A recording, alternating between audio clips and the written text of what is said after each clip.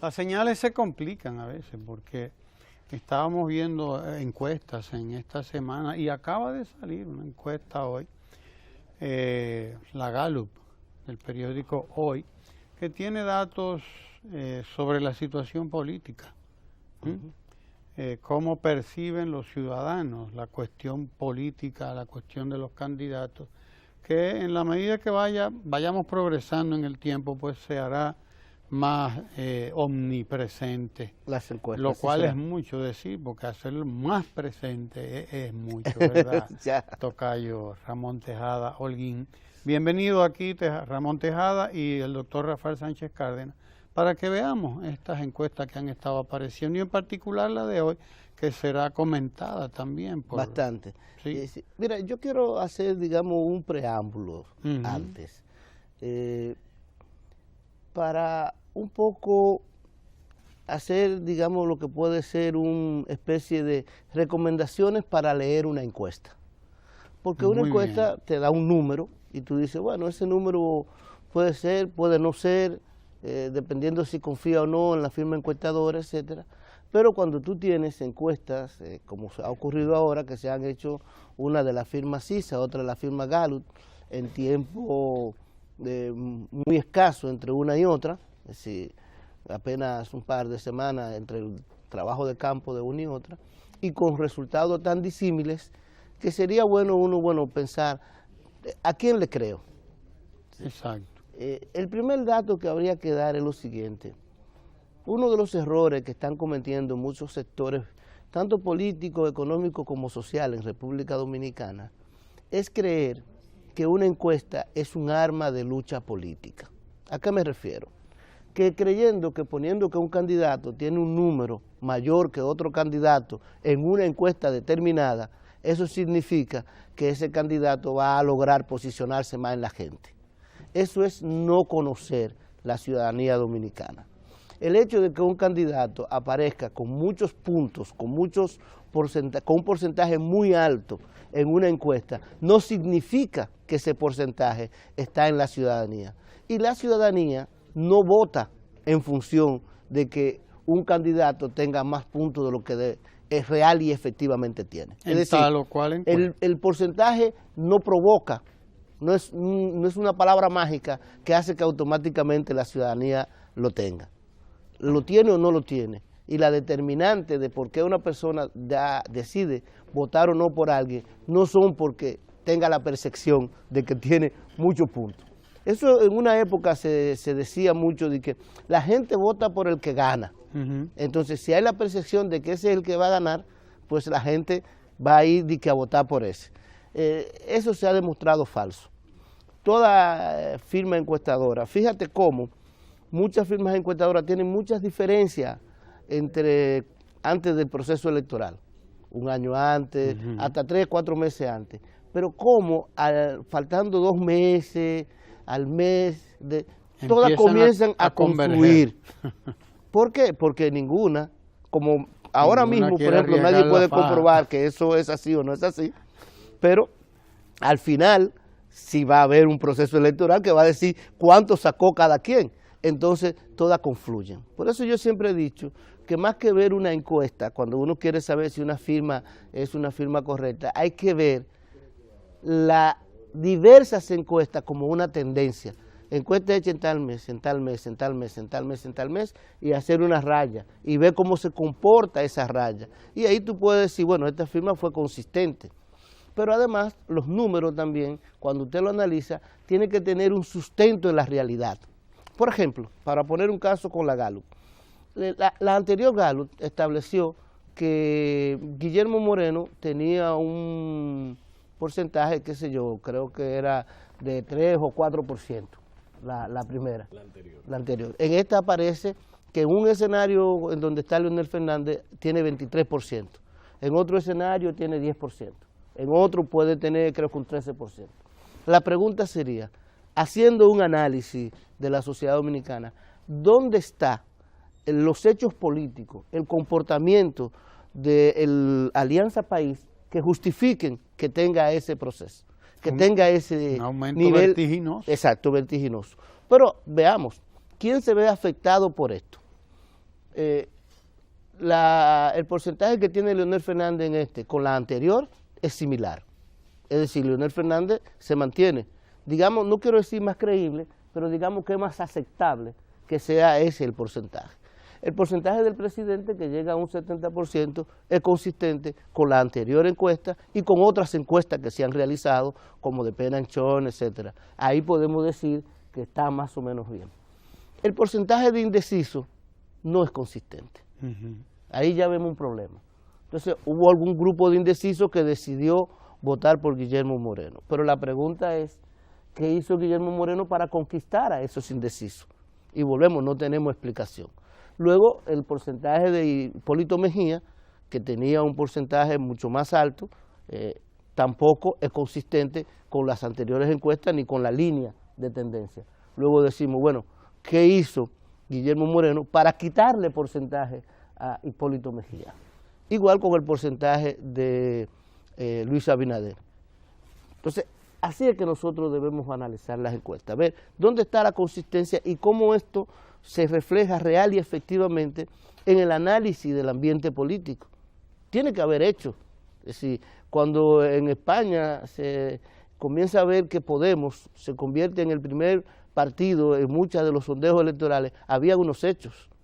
La manifestación que hizo Podemos lo demuestra, había unos indicadores.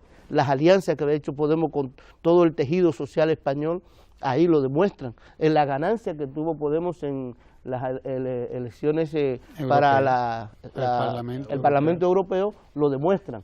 Entonces, ese es el tema. Una encuesta por sí misma no necesariamente te dice lo que está pasando. Una encuesta es el reflejo de lo que está pasando. Pero además, para tú analizarla y decir esa encuesta es consistente, tiene que ser consistente con una tendencia de las encuestas que se han realizado. Lo que sí es claro en todas las encuestas es la permanencia del presidente, un 70% prácticamente. O sea, ninguna se quiere echar ahí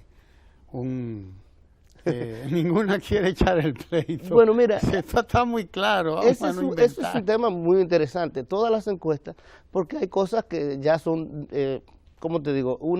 Hay una evidencia tan grande que es difícil tú ocultarla. Sí, obviamente en el caso de la reelección es muy difícil que una encuesta, de hecho te voy a decir algo, la encuesta Galo le da un 60.1, 61%, redondeado. Las que yo he hecho en esa misma pregunta, a mí me han dado 70 y 74%, es decir, 14 puntos más. Pero como quiera, ese 60% es un número se lo muy están alto. Pasando a Guillermo Moreno. Bueno, no. Esos que no te dan. Yo no llego tanto. A veces las encuestadoras, a veces puede ser un error. Es decir, en las encuestas, una encuesta se hace en función de una muestra. Es decir, tú das una muestra que representa a todo el país. Y puede haber errores en el diseño muestral, no necesariamente son a propósito. El diseño muestral es hasta dónde esos 1.200 casos tienen la misma característica de la población votante. Si hay algún sesgo, que significa simple y llanamente que no se tomó en cuenta algún aspecto y fueron a entrevistar gente que no representan totalmente, pues pueden ocurrir algunas informaciones distorsionadas. Bueno, hay una cosa, Ramón, que sí sería bueno como para completar esa manera de enfocar las encuestas, que siempre se juzga como importante, que es las tasas de rechazo. Siempre, cada vez que se hace una encuesta, hay en los candidatos una valoración de qué tanto es rechazada por la población. Se dice que las encuestas son la foto del momento político que se está juzgando. Cuando, como bien tú has dicho, lo que deben reflejar es el acontecer social y político del momento y llevar a la cuantificación que ellas habitualmente nos traen. ¿Cómo juzgar a una distancia tan larga de las elecciones las tasas de rechazo actualmente? Mira, hay varias formas de medir la tasa de rechazo. Una es con una pregunta que se dice, por candidato X, ¿usted votaría o nunca votaría? y todo el que dice nunca votaría, pues es una tasa de rechazo que se tiene. Luego hay otros elementos más complejos, que es haciendo un indicador tipo de qué valoración usted le da a X candidato en una escala del 0 al 10. Ese candidato, ¿usted cree que usted votaría alguna vez o en ningún escenario usted votaría? Es decir, combinando un montón de preguntas y haciendo lo que nosotros llamamos un índice, que es un análisis un poquito más complejo, y ahí tú construyes lo que es una tasa de rechazo. Aquí se mide normalmente con una pregunta simple, si nunca votaría. El problema del si nunca votaría es que cuando las elecciones están muy lejos y no están definidos los escenarios, yo por ejemplo hay gente que dice, yo nunca votaría por X, pero si ella es el candidato del otro, yo votaría por X. Está condicionada. Está condicionada. En ese caso, sí. Que ese elemento es poco captable. De todas maneras... Pero muy presente en estas encuestas. Muy presente. Sin embargo. Sí, porque hay mucha gente que dice, bueno, el problema es que fulano no me gusta, pero si la contraparte es Perencejo, pues yo me voy. Sí. Yo me voy. Por ejemplo, aquí mismo, ahora tú ves el porcentaje de Leonel Fernández tanto en el escenario con Hipólito Mejía como con Miguel Vargas. Con Hipólito Mejía y con Abinader, que se queda alrededor de 39, ¿no es? Más o menos. Más o menos, 39. 39. Para muchos eso significa que su tasa de rechazo queda alrededor de 60. ¿Por qué? Porque la tasa de rechazo que tiene es alta cuando dice nunca votaría por él.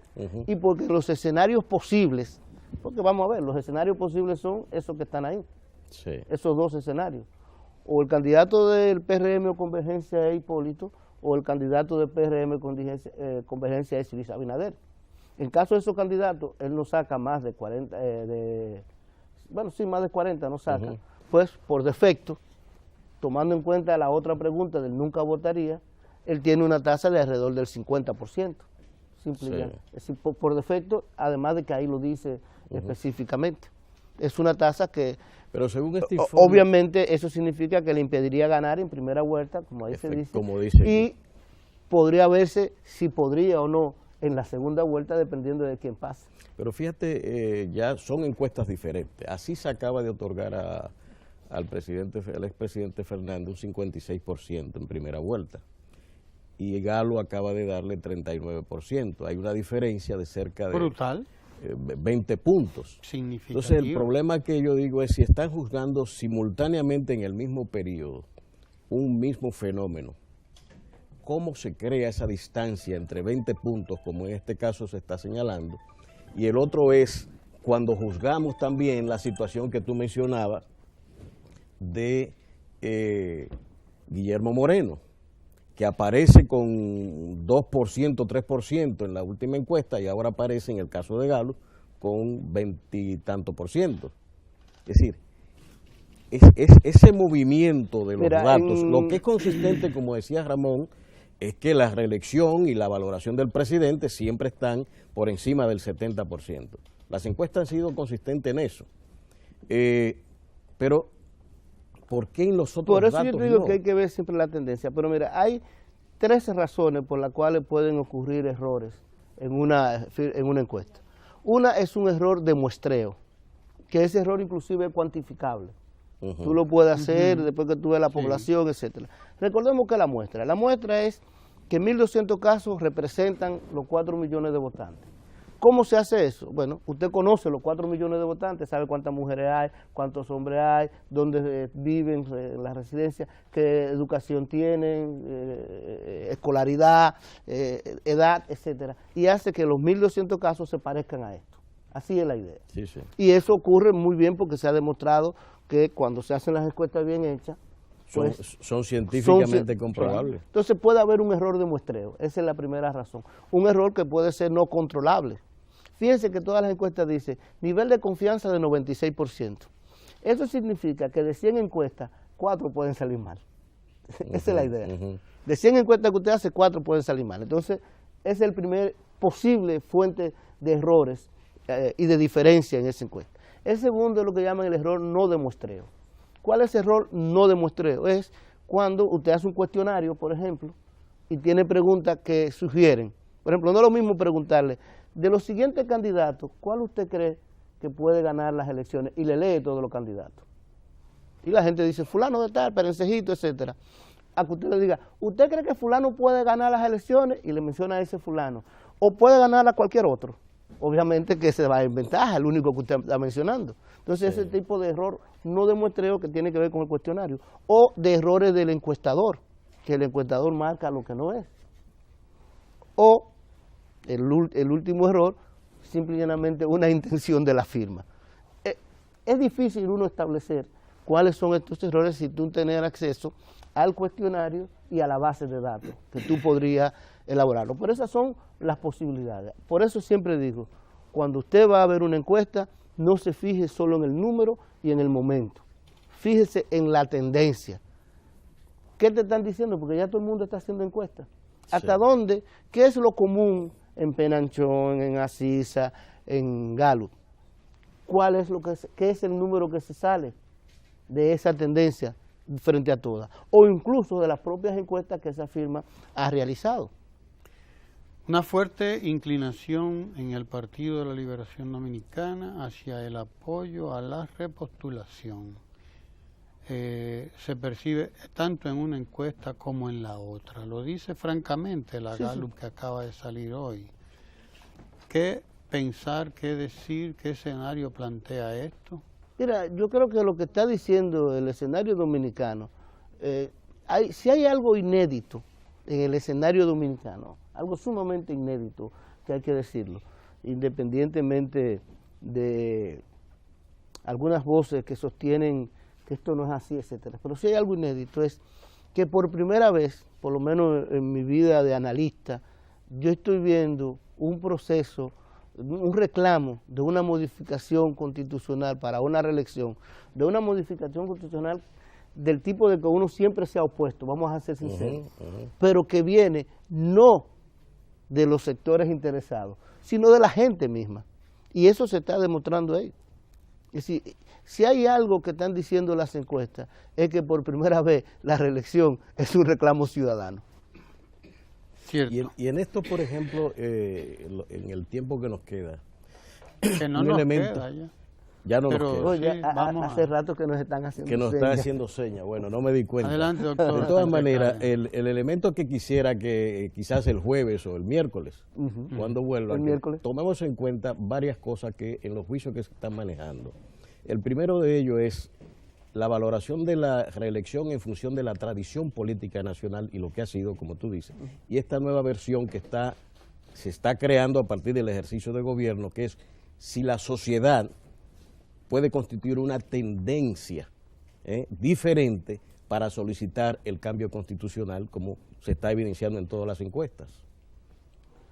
Sí, bueno, yo creo que hay algunos movimientos que se han visto de la gente, pero sobre todo, si el elemento común de todas las encuestas, a pesar de las diferencias que se tienen, sigue siendo ese nivel de reclamo de la reelección y el nivel de apoyo a Danilo Medina como presidente, algo está diciendo. Y ese algo que está diciendo es que efectivamente se está de acuerdo en que se le dé una oportunidad más. Bien, algún tema importante más se nos queda en el tintero, pero bueno, hay más tiempo que longaniza, dicen algunos catalanes, así que esperemos a que nos volvamos a ver aquí para que veamos esta decisión, por cierto, del Estado de no vender sus propiedades hasta tanto se haga una evaluación y reevaluación de esas propiedades. Ese es un tema que tenemos muy importante, porque un inventario es básico. Exacto, así que les esperamos aquí en este conversatorio para el próximo miércoles. Gracias por estar ahí y continúe con la agenda de Ojalá, que continúa, que sigue ahora con la cita cultural.